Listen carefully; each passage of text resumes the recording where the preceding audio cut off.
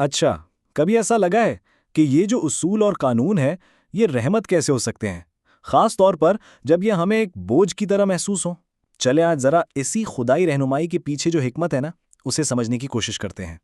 دیکھیں، اس سوال کا جواب ایک بہت ہی جانے پہچانے رشتے میں چھپا ہوا ہے۔ ایک ایسا رشتہ جو ہم میں سے زیادہ تر لوگوں نے یا تو جیا ہے یا بہت قریب سے دیکھا ہے۔ بالکل ایسے ہی جیسے ایک بچہ ہوتا ہے وہ والدین کی باتوں کو، ان کی نصیحتوں کو روک ٹوک سمجھتا ہے۔ اسے لگتا ہے کہ اس پر پابندیاں لگائی جا رہی ہیں۔ کیوں؟ کیونکہ وہ اس خطرے کو نہیں دیکھ پاتا جو والدین کو صاف نظر آ رہا ہوتا ہے۔ وہ اس دور کے فائدے کو نہیں سمجھ پاتا جو والدین کی نظر میں ہوتا ہے۔ تو شاید کچھ ایسا ہی معاملہ ہمارا اپنے خالق کے ساتھ بھی ہے۔ تو ہمارا پہلا نقطہ ہے خدائی نقطہ نظر۔ اب ذرا اسی مثال کو جو ابھی ہم نے دیکھی، اسے خالق کے پرسپیکٹو سے دیکھیں تو یہ جو سمجھ کا فرق ہے یہ لامحدود ہو جاتا ہے۔ ذرا اس سوال پر غور کریں، کیا وہی نہیں جانے گا جس نے پیدا کیا؟ اور وہ تو باریک سے باریک بات جاننے والا، ہر چیز سے باخبر ہے۔ یہ کتنا گہرا سوال ہے نا؟ مطلب جس نے ہمیں بنایا، جس نے ہماری ایک ایک چیز کو ڈیزائن کیا، کیا وہ ہم سے بہتر نہیں جانے گا کہ ہمارے لیے کیا اچھا ہے اور کیا برا؟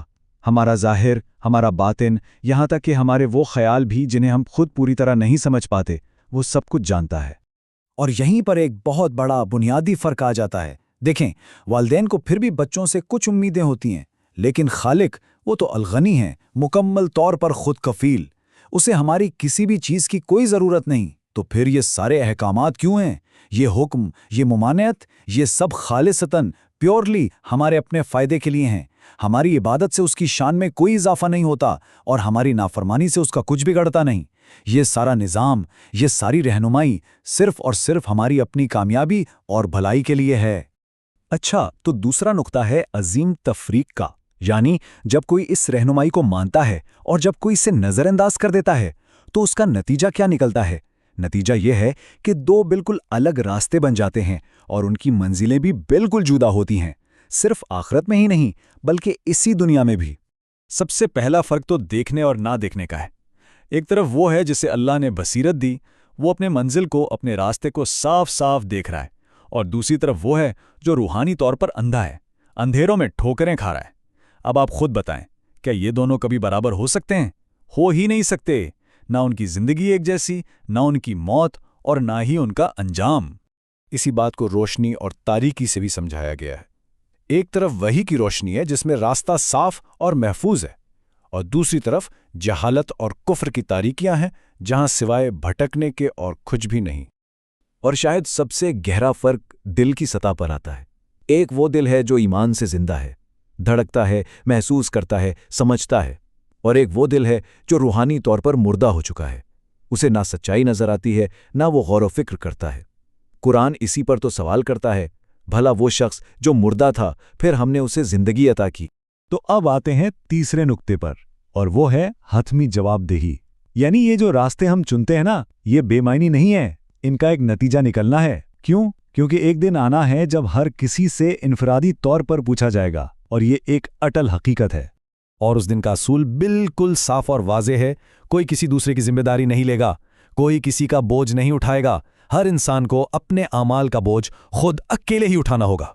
یہاں تک کہ اگر کوئی اپنے قریبی سے قریبی رشتہ دار کو بلائے گا کہ آؤ میرا تھوڑا سا بوجھ اٹھا لو، تو وہ بھی ایک ذرہ برابر بوجھ نہیں اٹھائے گا۔ یہ ہے ایبسولوٹ پرسنل رسپانسبلٹی۔ اس دن اگر کوئی اپنے گناہوں کے پہاڑ تلے دبا ہوا مدد کے لیے چیخے گا بھی تو کوئی اس کی پکار پر نہیں آئے گا۔ تو پھر سوال یہ اٹھتا ہے کہ اس بھاری ذمہ داری کے ساتھ اس مشکل راستے پر کامیابی ملے گی کیسے؟ اس کا جواب ہمیں چوتھے نقطے میں ملتا ہے، ایک روشن رہنما، اور وہ رہنما ہے اللہ کی کتاب قرآن۔ اچھا، تو اس کتاب کے ساتھ تعلق کیسا ہو؟ یہاں ایک لفظ استعمال ہوا ہے، تلاوت۔ اب ہم تلاوت کا مطلب عام طور پر صرف پڑھنا لیتے ہیں، ہے نا؟ لیکن اس لفظ کی جڑ کا مطلب ہے پیروی کرنا، ٹو فالو، یعنی صرف زبان سے پڑھنا نہیں بلکہ اسے سمجھنا، اس پر غور کرنا اور پھر اس کے مطابق اپنی زندگی کو ڈھالنا۔ یہ ہے اصل تلاوت۔ تو قرآن ایک زندہ کتاب ہے، ایک ایسی کتاب جو مردہ دلوں میں جان ڈال دیتی ہے۔ اس کا مقصد صرف ہونٹوں سے الفاظ ادا کرنا نہیں بلکہ دلوں پر لگے تالوں کو کھولنا ہے، کیونکہ اگر دل ہی بند ہوں تو یہ روشنی، یہ ہدایت اندر جائے گی کیسے؟ چلیں اب آتے ہیں پانچویں نقطے پر، سب سے زیادہ منافع بخش تجارت۔ یہ جو سارا عمل ہے نا، اسے ایک بوجھ نہیں سمجھنا، بلکہ قرآن اسے ایک ایسی تجارت، ایک ایسی انویسٹمنٹ کے طور پر پیش کرتا ہے جس میں نقصان کا کوئی امکان ہی نہیں ہے۔ یہ ایک ایسی ڈیل ہے، ایک ایسی تجارت جس میں کبھی گھاٹا ہو ہی نہیں سکتا، اور اس کامیاب تجارت کے 3 بنیادی ستون ہیں۔ پہلا، اللہ کی کتاب کی تلاوت، یعنی اسے سمجھنا اور اس پر عمل کرنا۔ دوسرا، نماز قائم کرنا، یعنی اپنے رب سے تعلق جوڑنا۔ اور تیسرا، اللہ کے دیے ہوئے رزق میں سے خرچ کرنا، چاہے وہ مال ہو، وقت ہو یا صلاحیتیں۔ تو اس تجارت پر ریٹرن کیا ہے، منافع کیا ہے؟ وہ ہماری سوچ سے کہیں زیادہ ہے، کیونکہ اللہ غفور بھی ہے، یعنی معاف کرنے والا، اور شکور بھی ہے۔ شکور کا مطلب ہے بے حد قدردان، وہ جو چھوٹی سے چھوٹی نیکی کی بھی بہت قدر کرتا ہے۔ وہ صرف بدلہ ہی نہیں دیتا، بلکہ اپنے فضل سے اسے کئی گنا، سینکڑوں گنا بڑھا دیتا ہے، یہاں تک کہ ایک کھجور کا صدقہ بھی پہاڑ جتنا بن سکتا ہے۔ اور یہ ہمیں اپنے آخری نقطے پر لاتا ہے، ابدی سرمایہ کاری۔ اس تجارت کا جو الٹیمیٹ پے آف ہے، جو حتمی نتیجہ ہے، وہ ایک ایسی ہمیشہ کی زندگی ہے جو اس دنیا کی تکلیفوں، پریشانیوں اور محنت سے بالکل پاک ہے۔ اس زندگی کے لیے لفظ استعمال ہوا ہے حیوان۔ یہ کوئی سٹیٹک، رکی ہوئی، بورنگ زندگی نہیں ہے۔ حیوان لفظ حیات سے ہے، یعنی life in its most dynamic form.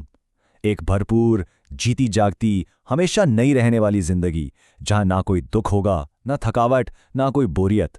ایک ایسی زندگی جو کبھی ختم نہ ہو، ایسی جوانی جو کبھی ڈھلے نہ، اور ایسی خوشی جس میں غم کا شائبہ تک نہ ہو۔ تو آخر میں سوال صرف ایک ہی بچتا ہے، ہماری ابدی سرمایہ کاری کیا ہوگی؟ جو بیج آج بویا جا رہا ہے، کل اسی کی فصل کاٹنی ہے۔ تو جب اگلی بار نیکی کا کوئی بھی موقع سامنے آئے تو ایک لمحے کے لیے رک کر خود سے یہ سوال ضرور کرنا چاہیے کہ میں اپنی ہمیشہ کی زندگی کے لیے کیا انویسٹ کر رہا ہوں۔